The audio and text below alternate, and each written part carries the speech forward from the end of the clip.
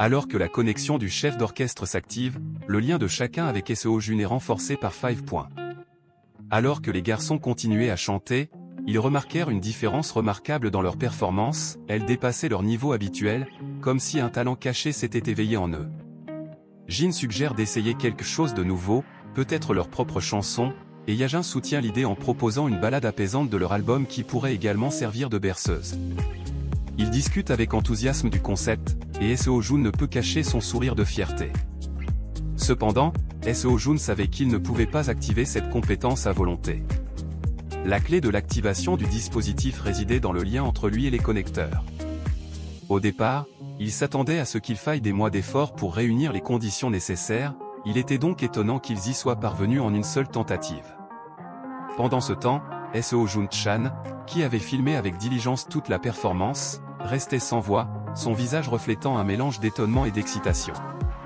Il avait du mal à comprendre l'expérience extraordinaire que ses yeux et ses oreilles enregistraient. Bien qu'il ait participé à des centaines de représentations, celle-ci était tout à fait différente. Le sentiment perpétuel de manquer de quelque chose s'était soudainement évanoui, le laissant réfléchir à la transformation miraculeuse qui s'était produite sur scène. Après avoir chanté à tue-tête, les garçons sont épuisés. Ils ont interprété avec succès toutes les chansons de leur prochain album, et Seo Jun s'est déjà endormie, complètement inconsciente du concert bruyant. Néanmoins, ils sont certains que la joie qu'ils ont ressentie en chantant a également été ressentie par Seo Jun. Cette expérience édifiante les a motivés à prendre une nouvelle résolution, créer une musique qui apporterait du bonheur dans la vie des gens. Leur objectif était d'imprégner la musique de Brown Black de cette philosophie, en créant un son unique qui élèverait l'esprit de leur public. La scène passe ensuite à un homme qui se plaint d'avoir laissé une fenêtre ouverte pendant 40 minutes dans la fraîcheur de l'hiver et qui reste là, mais il est captivé par la musique enchanteresse qui émane de l'étage. Une vague de mélancolie l'envahit à la fin de la chanson, car les voix qu'il a entendues semblaient incroyablement professionnelles, ce qui a éveillé sa curiosité quant à leur identité. Il tente de rechercher la chanson sur son téléphone, mais n'y parvient pas, ce qui le déçoit quelque peu. Ensuite, l'attention se porte sur Seo Jun, qui est absorbé par un jeu de construction de blocs avec Shiyin. Ils construisent une tour impressionnante et Shiyin fait l'éloge de Seo Jun, étonné par la stabilité de la haute structure. Cependant, leurs réjouissances sont interrompues par Yajin, qui prend le bloc du haut et le repositionne, déclarant que la tour est maintenant encore plus impressionnante. Seo Jun et Shiyin sont abasourdis par ce changement soudain. Le temps passe, et nous voyons Seo Jun en colère, dirigeant son mécontentement vers Yajin, car il semble que l'intervention de Yajin dans la tour a blessé la fierté de Seo Jun. Pendant ce temps, Xian regarde le spectacle avec amusement, en s'accrochant à Seo Jun. Plus tard, Yajin s'adresse au public et lui présente l'épisode du jour. Il annonce leur plan pour préparer une nourriture unique pour bébé avec Seo et Jun, avec le rebondissement excitant que Seo Jun choisira les ingrédients. Les garçons sont chargés de goûter la nourriture en premier. Kim est vu en train de prier avec ferveur, espérant que le repas qu'il s'apprête à préparer sera comestible. Seo Jun, en tant que PDG, commence à choisir les ingrédients. Il commence par du bœuf, puis ajoute un jaune d'œuf et une poignée d'épinards. Il finit par choisir tout ce qui se trouve sur la table, laissant l'équipe un peu anxieuse. L'équipe partage une croyance d'enfance selon laquelle le mélange de toutes les couleurs donne du noir. Malheureusement, le repas qu'il crée est noir, ce qui les révolte visiblement. Pourtant, Yajin reste optimiste, affirmant que le repas pourrait encore avoir bon goût. Comme prévu, une seule bouchée déclenche des vomissements et de la toux à cause du goût atroce. Seul Seo Jun échappe à ce désastre culinaire, profitant de la délicieuse nourriture pour bébé de sa mère. Avant d'entrer dans le vif du sujet, le narrateur remercie les téléspectateurs pour leur soutien, les encourageant à aimer la vidéo et à s'abonner à la chaîne. La scène passe ensuite aux garçons et à l'équipe à l'extérieur, en train de préparer un tournage. Ils portent d'adorables casques de lapin et sont emmitouflés dans des couvertures, ce qui attire l'attention de tous.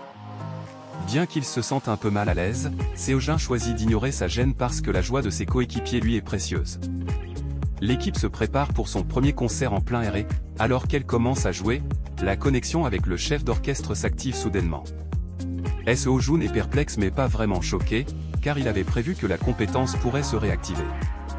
Même le directeur est surpris par sa facilité d'utilisation, réalisant que l'anomalie de la veille n'était pas un coup de chance. Si l'équipe peut continuer sur cette lancée, elle pourrait connaître le succès en tant que Brown Black. Ce n'est que le début de leur voyage. Après la représentation, les garçons sont complètement vidés, se demandant comment ils ont réussi à interpréter tout leur album la veille. Le Dr Kim filme leur performance, tandis que Seo-Jun reste assis en contemplation, réalisant qu'il ne peut plus transférer le mana à l'équipe en raison de la distance qui le sépare d'eux. Seo-Jun désire ardemment leur fournir du mana, mais reste immobile. Soudain, le directeur s'approche des garçons épuisés et leur rappelle qu'ils doivent améliorer leurs conditions physiques en vue de leur prochain concert. Les garçons sont pris au dépourvu et expriment leur surprise. Le directeur confirme qu'un concert dans un avenir proche est une possibilité réelle, compte tenu de la trajectoire actuelle de leur performance. Alors qu'ils digèrent cette nouvelle, un homme les interrompt par derrière en criant. Yoon-chan suppose que l'étranger est contrarié par leur performance impromptue dans le parc et commence à s'excuser. Cependant, l'homme précise qu'il ne se plaint pas mais qu'il veut simplement connaître le titre de la chanson qu'ils étaient en train d'interpréter. Seo-Jun est momentanément décontenancé par cette demande inattendue. L'homme demande si ce sont eux qu'il a entendu chanter la nuit précédente, louant leur performance.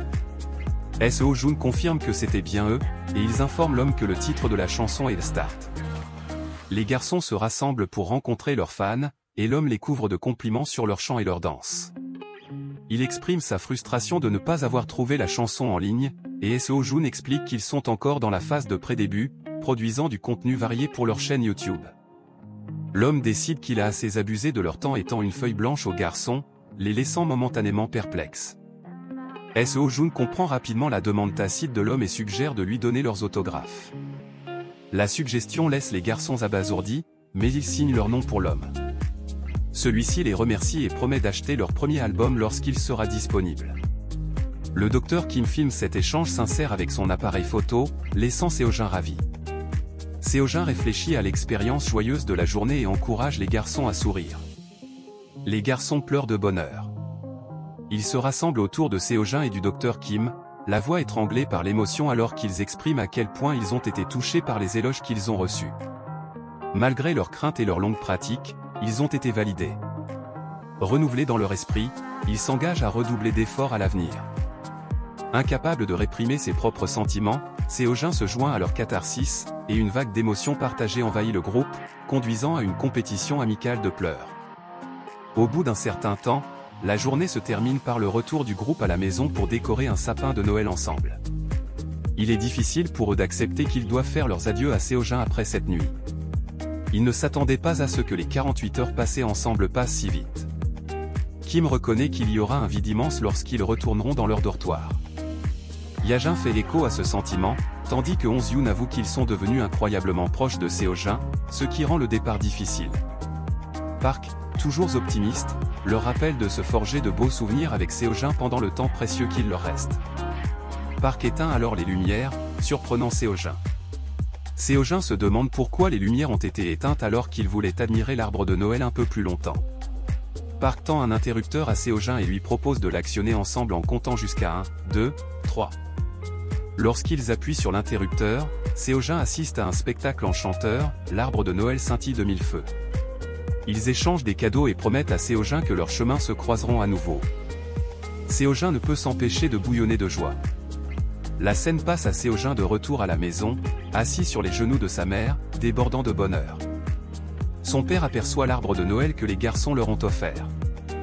La mère de Seo-Jun avoue qu'au départ, elle ne pensait pas que les garçons, en tant que stagiaires, seraient capables de faire un geste aussi attentionné. Mais ils ont réussi à la surprendre avec un cadeau qui lui fait chaud au cœur. Ils aperçoivent une lettre nichée dans l'arbre, Limin la récupère et commence à la lire. La lettre révèle leurs sentiments avant leur départ. Au départ, ils pensaient qu'il s'agissait d'un simple tournage, mais leur relation s'est transformée en une véritable famille. Ils remercient Seo-Jun pour son sourire contagieux et expriment leur joie malgré leur maladresse inhérente. Ils souhaitent à Seo-Jun d'être heureux et attendent avec impatience de futures rencontres pleines de rire et de camaraderie. Ils implorent Seo-Jun de grandir en bonne santé et gardent précieusement les souvenirs des 48 heures partagées.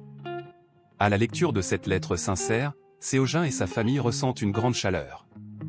Le père de Seo-Jun lui demande en plaisantant si son bonheur manifeste signifie que son père ne lui manque pas. Seo-Jun regrette effectivement son père et, bien qu'il soit incapable de parler, il essaie de faire part de ses sentiments. À leur grande surprise, il parvient à prononcer le mot papa pour la première fois. Ses parents sont à la fois choqués et heureux. La mère de Séojin, débordante d'enthousiasme, lui demande de l'appeler maman, ce que Séojin fait, créant ainsi un moment extrêmement réconfortant. La scène change et nous voyons Séojin se remémorer son passé tumultueux, où il a dû porter les souvenirs de toutes ses vies antérieures. Avant l'existence de la bibliothèque de la mémoire, dans chaque incarnation, il a été confronté à des défis et à lutter pour se faire accepter en tant que monstre. Il a tenté de se lier d'amitié avec les humains, mais il a été rejeté. Lorsqu'il essayait de faire de bonnes actions en tant que créature maléfique, il était puni. Ces expériences l'ont frustré et l'ont poussé au bord de la folie. Au prix d'immenses efforts, Séojin a créé la bibliothèque de la mémoire, où il a réussi à transférer tous les souvenirs de ses vies antérieures dans des livres. Cela lui a permis de s'éloigner de l'influence de ses vies antérieures et de retrouver la paix et la raison. Pendant le tournage de A Mom and Dad, il a passé du temps loin des poupées monstres et a progressivement embrassé ses instincts humains, appréciant la vie sans le fardeau de ses vies antérieures. Cependant, la curiosité commence à envahir Séojin. Il se demande quelle version de lui-même est la vraie, celle avec les souvenirs de ses vies antérieures ou le bébé instinctif et naturel qu'il est maintenant. Cette question pèse lourdement sur son esprit alors qu'il continue à grandir et à explorer son identité. Un mois s'est écoulé depuis les 48 heures de tournage, et nous retrouvons les garçons assis nerveusement dans le bureau de Brown Black. Le réalisateur tente de les motiver, mais leur nerf reste à vif. Il se rend compte que leur manque de confiance pourrait être un problème majeur alors qu'ils sont sur le point de donner leur premier concert en direct. Tous les efforts qu'ils ont déployés par le passé pourraient être réduits à néant s'ils ne reprennent pas confiance en eux. Le réalisateur révèle son arme secrète, un appel vidéo avec Séojin. Dès qu'ils le voient, les garçons reprennent confiance en eux. Cependant, un nouveau problème se pose. Séojin remarque que leurs points d'attache ont presque diminué de moitié. Les garçons demandent anxieusement à Séojin de les guider et de leur dire s'ils croient en eux. Séojin entre dans un mode de réflexion profonde, se contemplant lui-même. Tout le monde devient anxieux, réalisant que leur confiance est en train de s'effriter. Séojin se rend compte qu'il doit agir. Soudain, il lève les deux bras et commence à les encourager avec enthousiasme. Les garçons sont émerveillés et le père de Séojin remarque qu'il semble que Séojin leur dise qu'ils peuvent le faire. Le réalisateur les encourage en leur donnant une tape dans le dos, les incitant à avoir confiance en eux et leur assurant que tout se passera bien. Réalisant que même un bébé comme Séojin, qui ne sait rien, les soutient, les garçons comprennent qu'ils ne doivent pas se laisser submerger par leur nervosité. Soudain, leur point d'attache augmente, signe d'une confiance retrouvée. Ils expriment leur gratitude à Séojin et donnent leur concert en direct. À la surprise générale, leur premier concert dépasse toutes les attentes et devient un énorme succès. Séojin et sa famille sont également stupéfaits en regardant la performance des garçons à la télévision, témoignant de leur incroyable talent. En regardant la performance des garçons, Séojin ressent une connexion inexplicable, sentant des similitudes entre leur vie et son propre passé. Il devient déterminé à leur épargner les mêmes désirs et les mêmes luttes que lui. Les larmes lui montent aux yeux lorsqu'il s'en rend compte. Entre-temps, un mois plus tôt, dans un appartement, nous tombons sur un message posté sur un forum par la personne qui a reçu les autographes des garçons dans le parc. Dans ce message, il partage les paroles d'une chanson et demande si quelqu'un d'autre l'a entendue. Il ne l'avait entendu que de son voisin du dessus et ne l'avait trouvé nulle part ailleurs. Le lendemain, il commande son propre message avec enthousiasme, annonçant qu'il a trouvé la chanson. Elle s'intitule Start et est interprétée par un nouveau groupe d'idoles appelé Brown Black. Il mentionne même qu'il a réussi à obtenir leur autographe et qu'ils feront bientôt leur début. Après avoir partagé cette information, de nombreuses personnes sur le forum se moquent de lui et laissent des commentaires méchants, rejetant ses affirmations comme un simple coup promotionnel. Aujourd'hui, il est assis à son bureau. Ceux qui doutaient de lui auparavant sont maintenant convaincus. Submergé par la joie, il se précipite sur son balcon et crie triomphalement, déclarant qu'il leur a dit à plusieurs reprises qu'il ne s'agissait pas d'une simple promotion. Un sourire radieux s'affiche sur son visage, tandis qu'il se délecte de la confirmation de ses déclarations antérieures. La scène change ensuite, montrant le père de Séojin en train de déplacer une boîte tandis que la mère de Séojin est assise, épuisée, tenant la poussette de Séojin. Interrogée, elle explique que lors d'une brève sortie, elle a rencontré des personnes qui ont reconnu Séojin. Surprise, elle est rapidement rentrée chez elle. Cependant, Séojin semble apprécier l'attention. le père de Séogin mentionne que le jour des débuts de Brown Black, le groupe et Séogin étaient en vogue en raison du tournage de la vidéo 48 Hours. Ensuite, nous voyons la mère de Séogin se sentir coupable en regardant la vidéo de 48 heures. Elle se sent mal à l'aise parce qu'elle a caché toutes les poupées monstres de Séogin. Elle craint que si les gens découvrent qu'il joue avec des monstres à un si jeune âge, ils ne l'étiquettent comme malade mental. Elle regrette d'avoir fait un compromis avec les attentes de la société et de ne pas avoir permis à Séogin de jouer librement avec les autres jouets et poupées qu'il lui avait laissés. Cependant, Séogin pense que sa mère réfléchit trop à la situation. La mère de Séogin l'embrasse, et ses parents discutent du soulagement qu'ils éprouvent à avoir pris cette décision avant que la célébrité de Séogin ne monte en flèche. Son père approuve en hochant la tête. La scène change et nous voyons les garçons en costume de fête, l'air choqués et déçus. Ils réagissent à l'annonce de leur déménagement en Amérique, le père de Séogin ayant été nommé à la tête de la branche américaine de l'entreprise. Yajin est visiblement frustré et se demande pourquoi cette nouvelle a été révélée lors de la fête de célébration de leur première prestation scénique. La mère de Séogin intervient pour clarifier la situation, expliquant qu'ils vont rester aux États-Unis pendant environ 3 ans, plus précisément à Los Angeles. Au milieu de la confusion, Kevin, tout excité, intervient et révèle que sa sœur réside également à Los Angeles et qu'elle offre son aide en cas de besoin. Pour confirmer son offre, Kevin donne le numéro de téléphone de sa sœur. La mère de Séogin exprime sa gratitude mais hésite à appeler, ne voulant pas déranger quelqu'un qu'elle ne connaît pas. Kevin la rassure, soulignant que sa sœur est une personne véritablement serviable et qu'il l'informera à l'avance de leur situation, ce qui lui assurera un accueil chaleureux. Soulagée par l'assurance de Kevin, la mère de Séogin lui exprime sincèrement sa gratitude. La perspective de déménager dans un endroit inconnu où il ne connaissait personne avait été une source d'inquiétude. Elle remercie les garçons de tout cœur et leur promet de rester en contact régulièrement. Les garçons répondent par des sourires réconfortants, témoignant de leur compréhension et de leur soutien indéfectible. Merci de votre attention. Comme nous sommes à jour avec l'histoire, la prochaine partie ne sortira pas avant un certain temps. N'oubliez pas d'aimer et de vous abonner et de nouvelles histoires arriveront bientôt.